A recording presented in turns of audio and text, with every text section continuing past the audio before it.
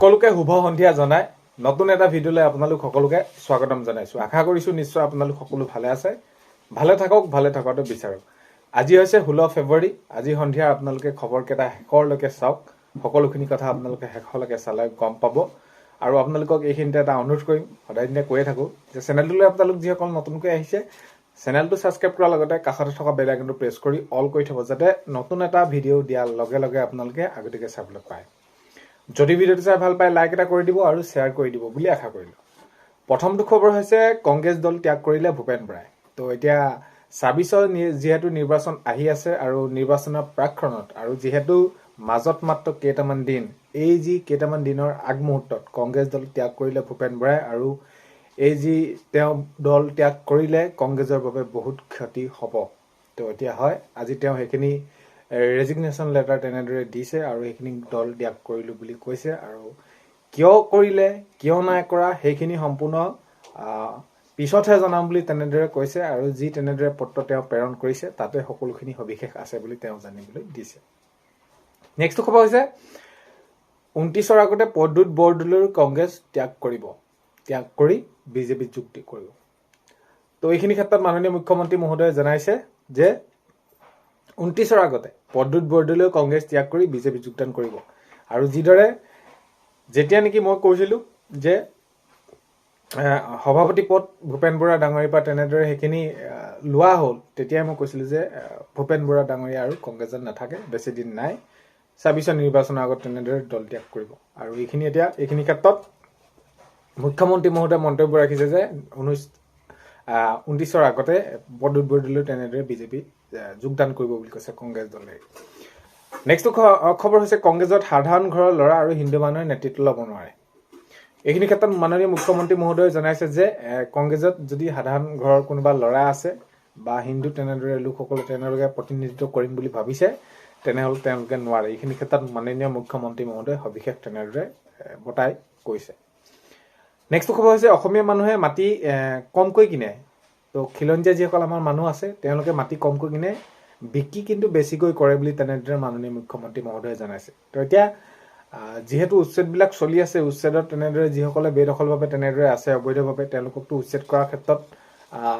উচ্ছেদ কৰিলে আৰু মাটি কেনে বিচৰাৰ ক্ষেত্ৰতো কেনেদৰে কোনসমূহ নিয়ম বান্ধি দিলে সেইখিনিতো গমেই পায়। কিন্তু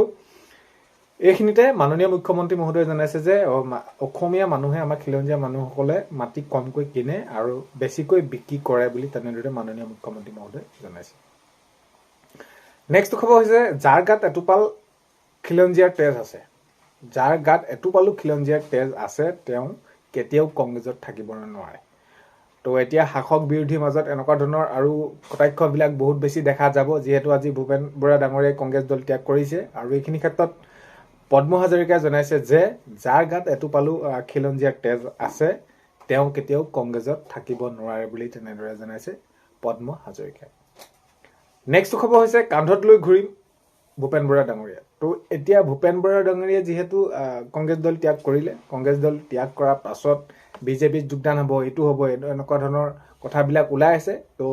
সাংবাদিক বন্ধুসকলক উদ্দেশ্য কৰি তেনেদৰে অখিল গগৈ ডাঙৰীয়াই মন্তব্য কৰিছে যে ক'তো যাবলৈ নিদিওঁ আৰু ভূপেন বৰা ডাঙৰীয়াক কান্ধত লৈ ঘূৰিম বুলি তেনেদৰে অখিল গগৈ ডাঙৰীয়াই মন্তব্য ৰাখিছে।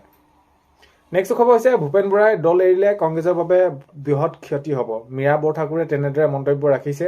যিহেতু এতিয়া আগন্তুক ২৬ নিৰ্বাচন আহিছে, ২৬ নিৰ্বাচনৰ প্ৰাকক্ষণত এনেকুৱা ধৰণৰ যদি হয় দলটোৰ বাবে বহুত ক্ষতি হ'ব বুলি তেনেদৰে কৈছে। ভূপেন বৰাই যদি দল এৰে বা এৰিলে যিহেতু আৰু এতিয়া কংগ্ৰেছৰ বাবে বহুত ক্ষতি হ'ব বুলি তেনেদৰে মীৰা বৰঠাকুৰে তেনেদৰে জানিবলৈ দিছে বা এইখিনি কৈছে। নেক্সট খবৰ হৈছে বিধানসভা বাহিৰত বেনাৰ পোষ্টাৰ হাতত লৈ সৰব বিধায়ক অখিল গগৈ। তো আজিৰ পৰা যিহেতু তেনেদৰে বিধানসভা তেনেদৰে অনুষ্ঠিত হৈছে বাজেট অধিৱেশন, আৰু এতিয়া দেখা গৈছে যে বিধানসভাৰ বাহিৰত বেনাৰ পোষ্টাৰ লৈ হাতত বিধায়ক অখিল গগৈ সৰব হৈ পৰিছে। নেক্সট খবৰ হৈছে বাজেট অধিৱেশনৰ প্ৰথমটো দিনতে বিধানসভা বাহিৰত বিৰোধীৰ প্ৰতিবাদ। তো আজি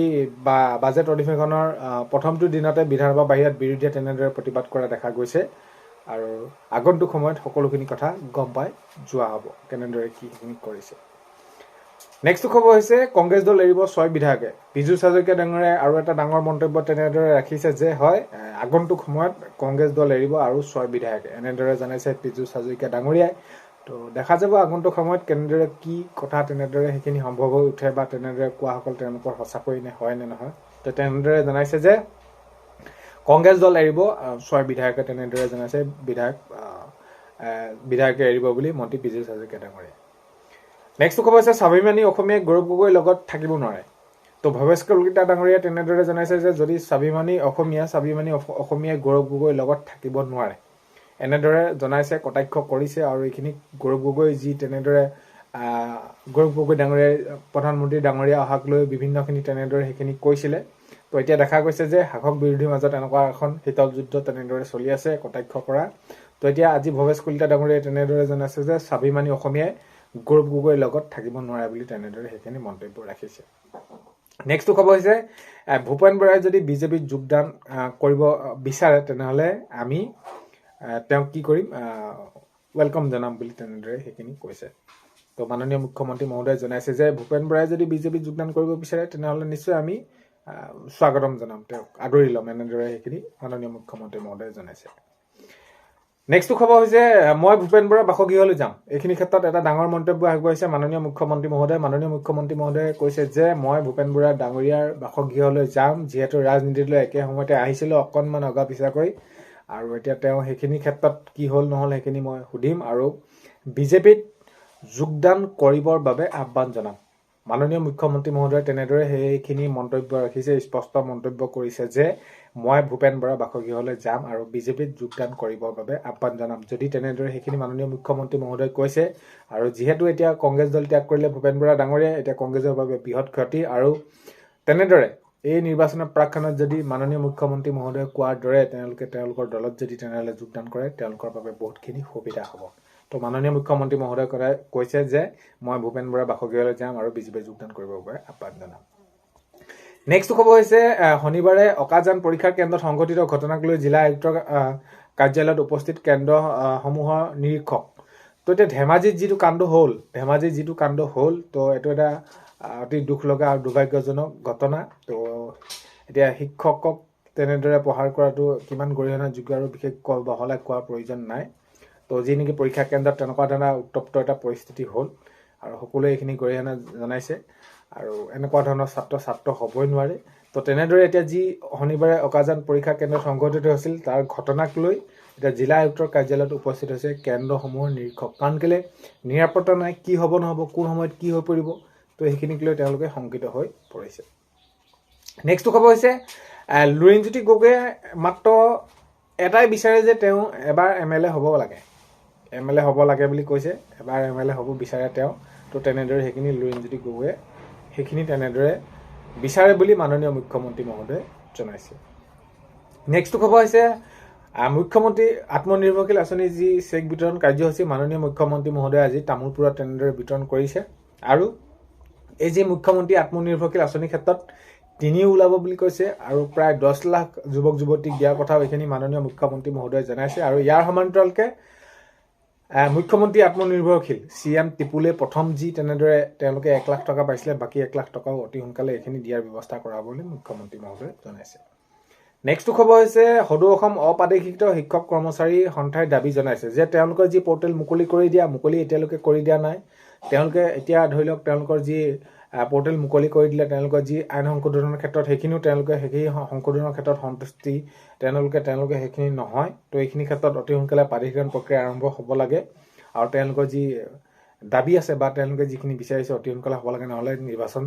আহি ওচৰ চাপিছেহি পাছত তেওঁলোকৰ এইখিনি কোনো ধৰণৰ এটা ভাল ফল নাপাব অৰ্থাৎ এইখিনি তেওঁলোকে স্পষ্টকৈ জনাইছে যে মুঠৰ ওপৰত তেওঁলোকৰ সমস্যাখিনি দূৰ কৰিব লাগে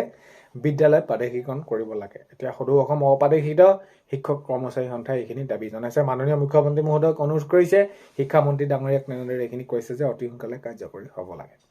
তো আজি 16 ফেব্ৰুৱাৰী সন্ধিয়াৰ খবৰ এইকেইটাই আপোনালোকক জনালো ভিডিঅ'টো আপোনালোকে শেষলৈকে চোৱাৰ বাবে বহুতে বেছি ধন্যবাদ ভিডিঅ'ৰ প্ৰথমতে কোৱাৰ দৰে চেনেলটো যদি আপোনালোক নতুনকৈ আহিছে চেনেলটো ছাবস্ক্ৰাইব কৰাৰ লগতে কাষতে থকা বেল আইকনটো প্ৰেছ কৰি অল কৰি থ'ব যাতে নতুন এটা ভিডিঅ' দিয়াৰ লগে লগে আপোনালোকে আগতীয়াকৈ চাবলৈ পায় অন্য এটা ভিডিঅ'তে লগ পোৱাৰ আশাৰে আজিলৈ বাই